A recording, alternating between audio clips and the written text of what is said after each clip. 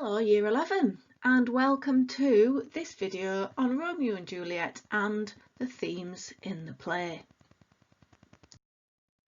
So some tips on how to use this video. First of all, try and pause it and make some notes at your own pace. There's quite a lot of information in this video, so use the pause button, use your exercise book, jot them down and do it at your own pace. You could do some mind maps on the themes. You could write it down as it is on the screen, but the best way to do it is to turn it into your own notes. So again, use a pause button, read the information and transfer the information into some other different format, mind map, bullet points, however it is that works for you. There are some quotations on the screens as well, so you could also do some quote explosions afterwards on those. Then you could practice writing about the quotations. After this video later on, I will also be making a further video on the top 10 quotations in the play and how they match these 5 themes, but that will be done as a separate video. So the 5 key themes in Romeo and Juliet, what do I think they are? We have death. Little symbol to go with death. One of the things that you can use in your revision notes is coming up with some other ways of making your notes. So I've got a little skull. You can have your own way. So I've got the symbol of a skull. If you've got your own copy of the play, as you go through and as you find a reference to death, instead of just highlighting it and writing death, one other way of remembering it is to get your own little symbol and pop it next to it as well. And it's one way of remembering, oh, that's about death. Instead of having loads of words there, you've got some symbols instead. Okay, so we've got fate. What does fate remind me of? Oh, it's the stars. And it's how your future is mapped out in the stars. Then we've got love. Pretty obvious one for that. Some sort of heart. Conflict. I've not put violence because that's not necessarily what I mean.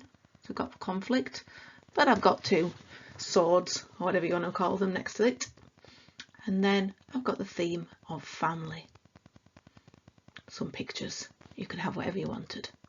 So you could pause the video at this point and you could have a quick think, what do you know about these themes? Just before I go through them on the next slides. So pause the video if you want to have a think first about what you already know.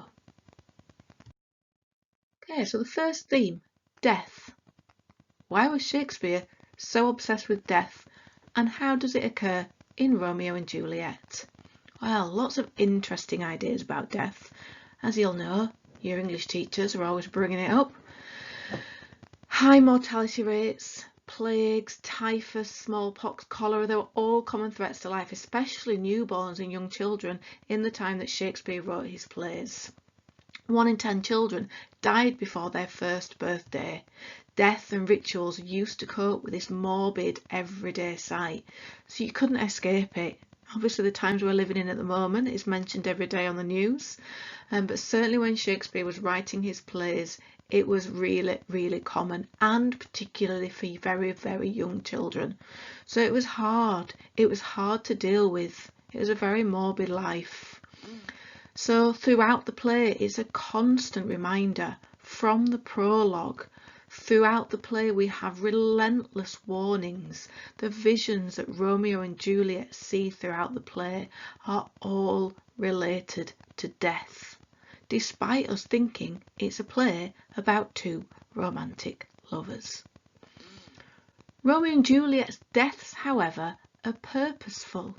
They have a reason to them, unlike, you could think, Mercutio's death, Paris's death and Lady Montague's death are those 3 pointless deaths. So Romeo and Juliet's deaths create meaning, which Shakespeare is trying to therefore reinforce the idea that in the time the play was written, people were often forced to cope with the idea that there was a divine plan in death, that there was a reason that people died, and they sought solace and comfort from it. So whilst they were surrounded every day by death, that there was some comfort, there was some reason for it, that God had a plan ultimately for their loved ones dying. So perhaps Shakespeare is attempting to explore the purpose or futility of death. He's trying to give us some reason for it when sometimes we're going through these traumatic experiences, we can't always understand it. Fate then. What is fate? And is it really to blame for everything in the play? So, fate is a belief in a supernatural power. It takes control of a person's life. The events in your life are predestined. They cannot be altered by human actions. So you might believe that fate will decide what grades you get at your GCSEs, and no matter how hard or how not hard you work at school, you will get the grades that you will get. It's not true. Fate removes a belief of personal responsibility for your actions. It was a lack of science that led a Shakespearean audience to have strong beliefs in fate and astrology. And fate is also strongly intertwined with death. The two themes are very, very closely linked. So the prologue, right at the beginning of the play, claims that the lovers are star-crossed. It's this celestial motif which runs throughout the play. All those scattered references to stars and planets throughout the play. But at the beginning, also in the prologue, the feud is described as being from two households. So not in the stars then. So surely born of human influence, not born of fate. The lovers' first meeting, Romeo and Juliet, was as a result of fate. He went believing he was going to see Rosaline. But Juliet's warning in Act 2, Scene 2, of Romeo's intentions, that if they not be honourable, she gives him a little warning, oh, if you're not being honourable, that suggests that she's actually capable of choosing whether or not this is a wise match. She's not that daft. So, is their love fate, or do they just carry on regardless? Fate is also ensured that the friar's letter didn't reach Romeo, because he got stuck in that village that was condemned with the plague. But the friar's plan in the first place that sent him with the letter was rash and careless. He just blurted it out because Juliet forced him to, holding him ransom, saying, if you don't come up with a plan, I'm going to kill myself. In Act 5, Scene 3, he takes no personal responsibility at the end of the play. When he's talking to Prince Aeschylus, he blames chance and accident and untimely events. At no point does he take responsibility for any of his actions at the end of the play. So, is it to blame for everything? Seems like the tragedy of the play is not really the result of fate, but a complex mix of many foolish actions and impetuous, rash decisions. As can be seen at the end, when Capulet and Montague are speaking, social harmony is restored, but only because Capulet and Montague take personal responsibility when they make peace. So social harmony isn't created by fate. Social harmony is created by personal responsibility when they accept that they were at fault because they realise the lengths their son and daughter went to be in love with each other, to stay together. And when they made peace, social harmony is restored. That's not through fate, that's through personal responsibility. Okay, so pause the video if you need to get any of those ideas down. You've got some quotations there in red as well. Love then, obviously, key theme in the play, but it's not just love, is it? There are many, many, many different types of love in the play, and we're just going to look at a few of them. So, the first type of love, mutual love between Romeo and Juliet. The mutual love demonstrates the lengths the lovers will go to seek out and protect their love between them. Shakespeare shows their love between the two young lovers as a brief, passionate love, and it dies like fire and powder, as said by the friar. He's not being critical of them, but he is highlighting that Love, particularly between young people, can be complex and powerful, but it can also be destructive at all ages. And particularly if you look there between the love between, well, I say use the word love, between Lord Capulet and Lady Capulet, and think about what Lord Capulet describes Lady Capulet as. Is the love between them, you know, a better example? Not necessarily. It's a very complex emotion. Love at first sight between Romeo and Juliet, that was the believed way to fall in love. That was the true way of falling in love. We maybe are a little bit more cynical about that in these times. So their first meeting is lightning fast, and it's expressed through that perfect sonnet. The first words they say to each other are in a perfect sonnet. And then coupled with the religious vocabulary they use to describe it, Shakespeare is showing the lovers believe it's of this divine quality. We've got those phrases, this holy shrine, two blushing pilgrims, mannerly devotion. Yet don't forget about the audience who'll be watching this. And they'll be thinking of that blasphemy that they're using, and possibly the consequential sin and punishment that God may then impart on them. Also, you've got, scattered throughout the play, many references to Cupid, who's a Roman god of attraction and desire. Cupid's arrow was thought to be filled with some kind of potion, and when the person was hit with it, they will be filled with an uncontrolled desire. But Mercutio is then the character who mocks love. He's very cynical about love, is Mercutio. We don't know why. We don't get any history behind that. He sees love as a weakener of men. He calls Cupid the blind boy's butt shaft. Brilliant quotation. He sees the only way to deal with love is that if love be rough with you, be rough with love, ridiculing Romeo's romantic nature.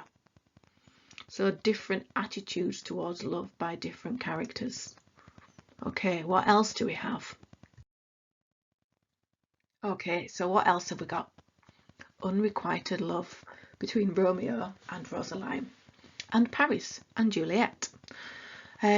Romeo's unrequited love is clearly painful for him. He abandons his family. He seeks solitude amongst the sycamores. He uses these really lavish metaphors to express the torment that he feels. He says a madness most discreet, a choking gall, and a preserving sweet. Paris and Juliet is a very complex unrequited love. From Paris's point of view, he woos her, tries to get her heart, and then when he's at Friar Lawrence's cell speaking to him about the marriage, he then almost implies that he owns her face, and when he sees she has been crying, he accuses her of slandering it, which is really quite a nasty turn.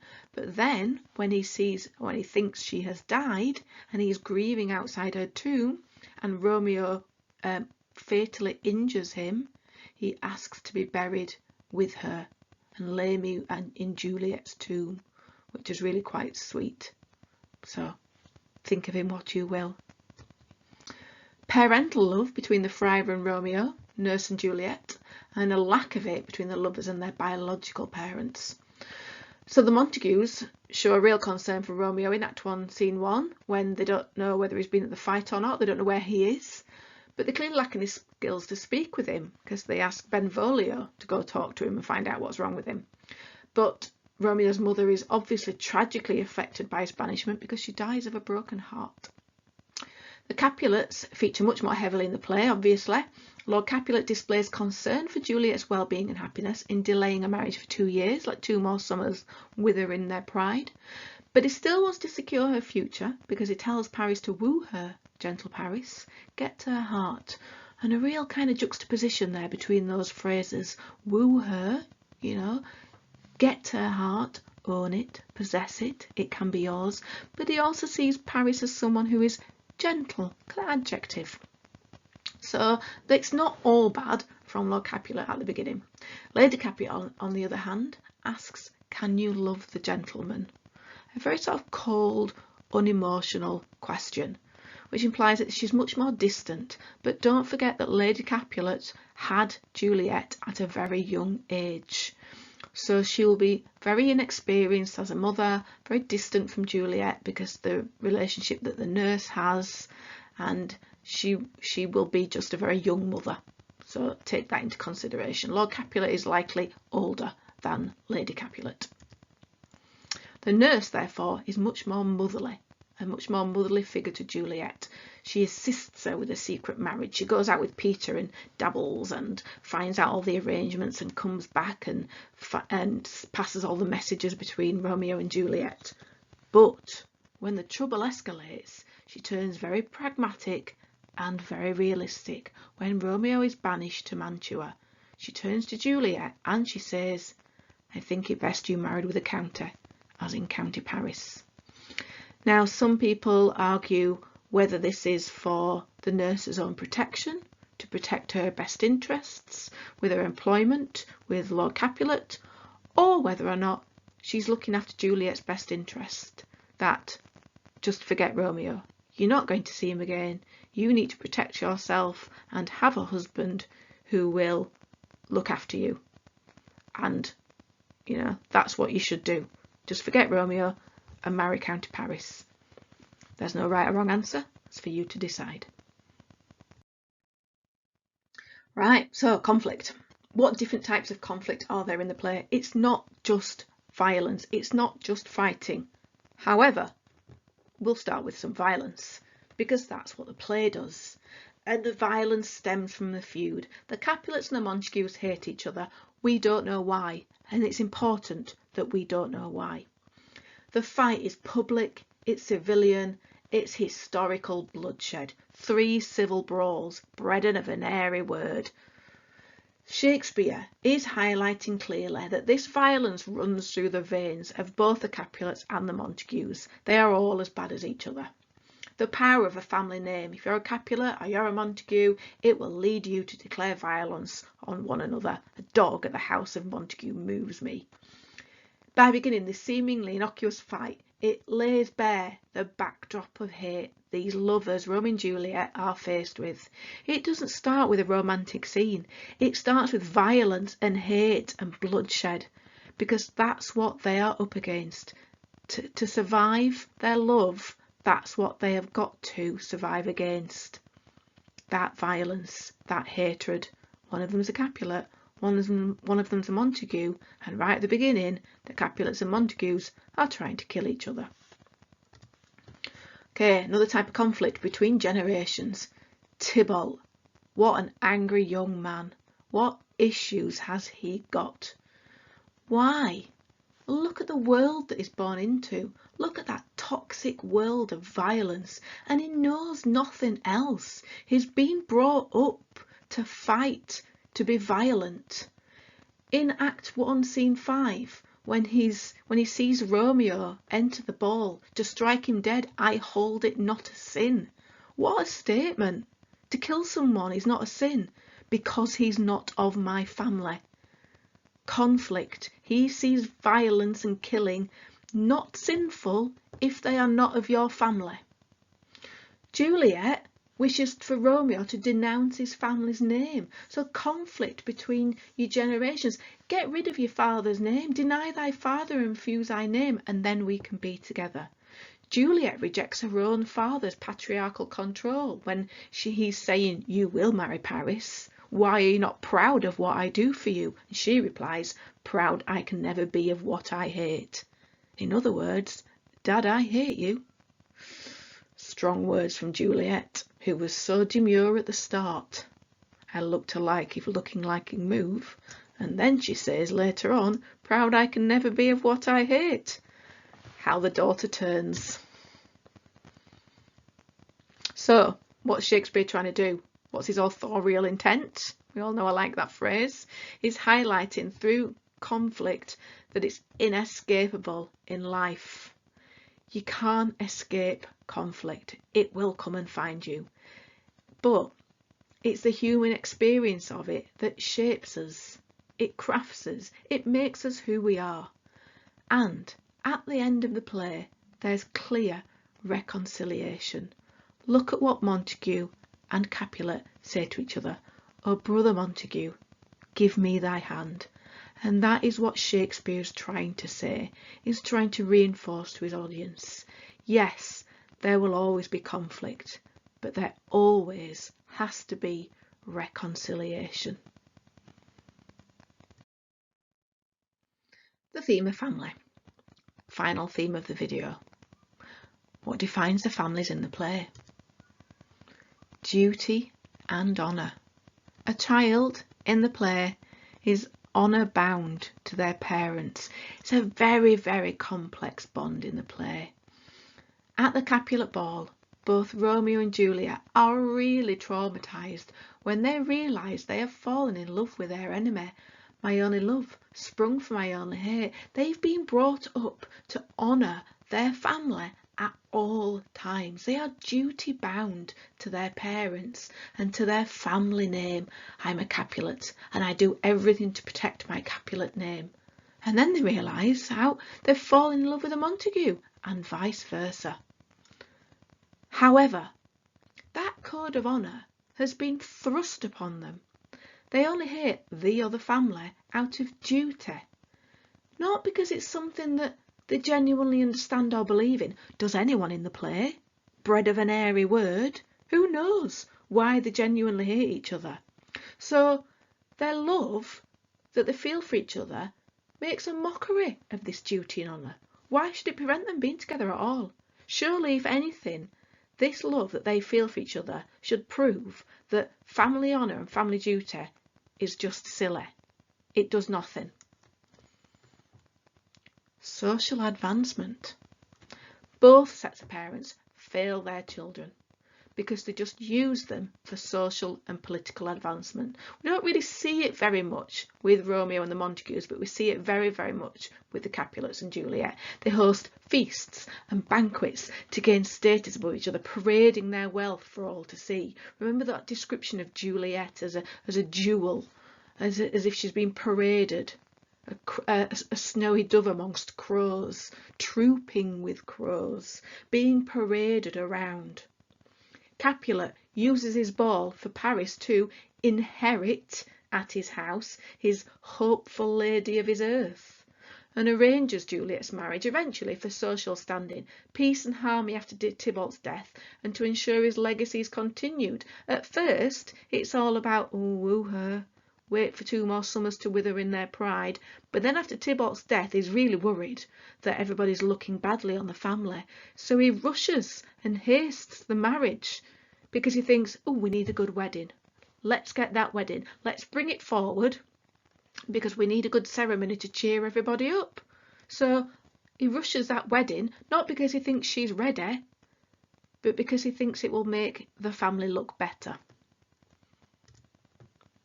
Capulet then, when he thinks that Juliet has died, becomes extremely hysterical and cries out, oh child, my soul and not my child."